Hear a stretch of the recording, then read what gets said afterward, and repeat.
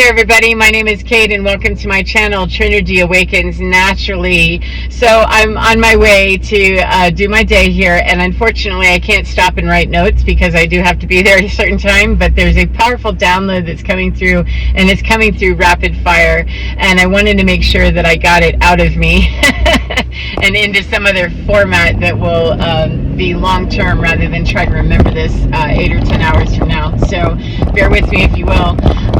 That the download I'm getting is that we are all able to see very prismatically. However, very few of us actually look through any other lens except for the few that we were given, that we were taught, that we were told, and that we learned through our coping mechanisms growing up, and living our lives and surviving.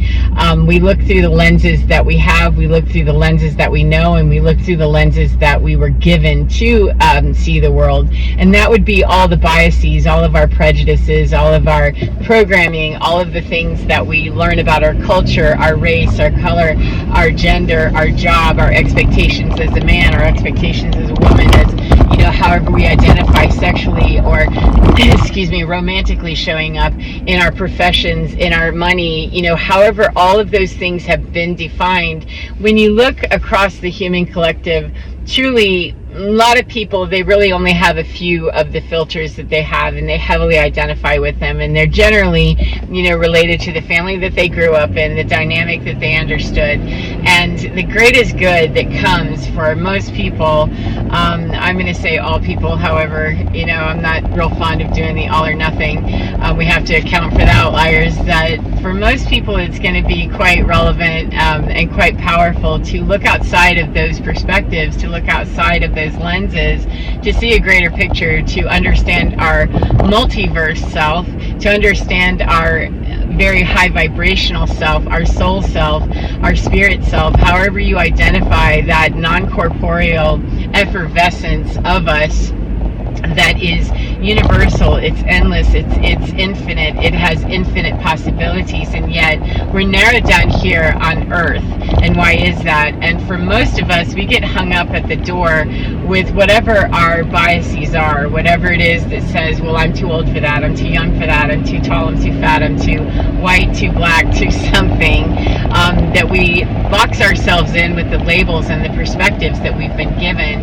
And we all have the ability to see far more prismatically.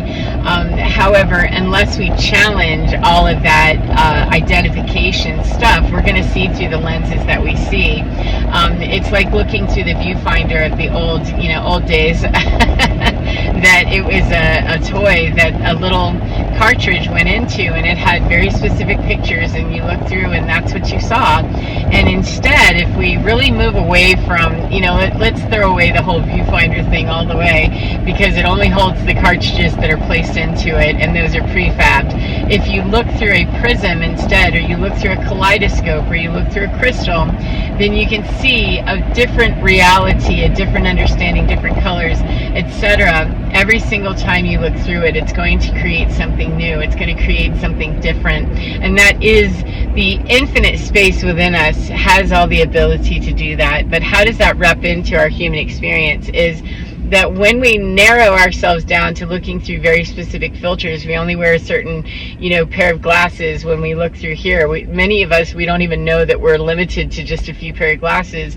If we wear just one set of glasses everywhere we go, then that means the world has, or the universe, the world, energy only has a couple of different ways that it can handle us or deal with us or work with us, and that is to either show us the mirror of that, or it fills in the gap that's missing in it, in the inequality of it. We're either going to get the mirror and be bucking hard, against it, or collaborating with it. We can't go either way.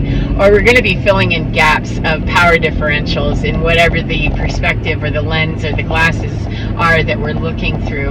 For instance, if we're constantly in a power dynamic of I need to be in control here, I need to be the one who's at the top of this apex predator triangle. If I'm playing the Hunger Games, if I'm in the Matrix, that I have to win.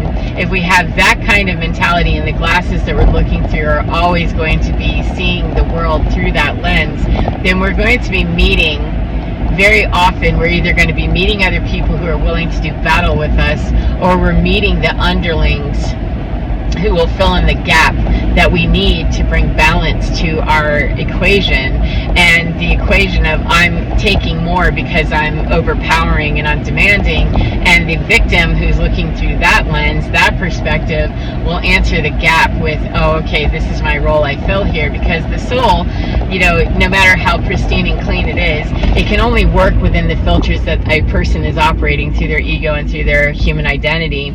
And so if the human identity, the human ego, the person hasn't really gone through and looked at the glasses inventory, or looked at the filter inventory to see, do I have more than one filter of me that I'm willing to see myself? Am I willing to see myself as someone who can lose and be okay? Am I willing to see myself as someone that's no longer a victim, that's no longer living in poverty, that's no longer living in the worst version of me, a loser, I can't do it, or whatever it would be? Am I willing to look at that? And we break down all of the programming. It's the programming that would get in our way of being able to see a different way, and it's the programming that installs the rose-colored glasses or the domination glasses or whatever the filters are that we have.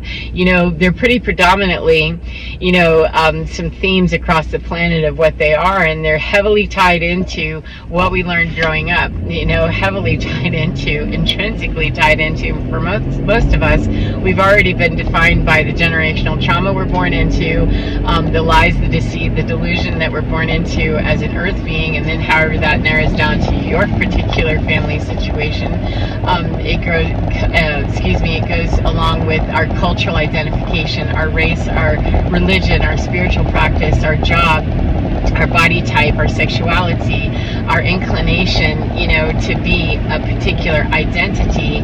Generally speaking, unless someone has really, really sat down to do the inventory and look very close at themselves, they're already moving in a pre-programmed thing that somebody already told them by affirming them in one direction, or, disapproving of them in another direction. That we bumper card, back and forth and pinball back and forth until we got the right, messaging, and that we were no longer rejected from the herd, or we were in the rebellion thing and we were anti-herd. However, that's also answering a need that's pretty, determined, that if I'm a rebel with a cause, then I'm not really a rebel. I'm just rebelling against that system to be anti-system, which is a system in and of itself.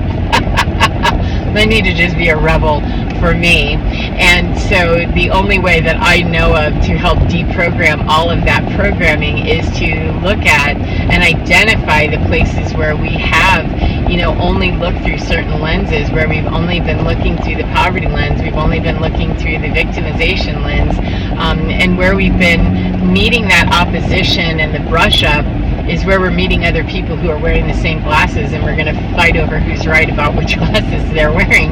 And in those places where we're the, underling, so to speak, where we're not winning, we are filling in the gap of what's already missing. And as spiritual beings, as energetic beings, we understand we're looking for balance. And until we actually consciously know how to create that balance within us, we're going to be playing games with the world around us to fill in that balance. Whether it's imbalanced, as in 50-50, or not, it's not. There's no occasion where we're really going to be coming at something 50-50 unless we are already here in the balanced 50-50 of us, our divine masculine, our divine feminine, and we're in a very balanced and peaceful state.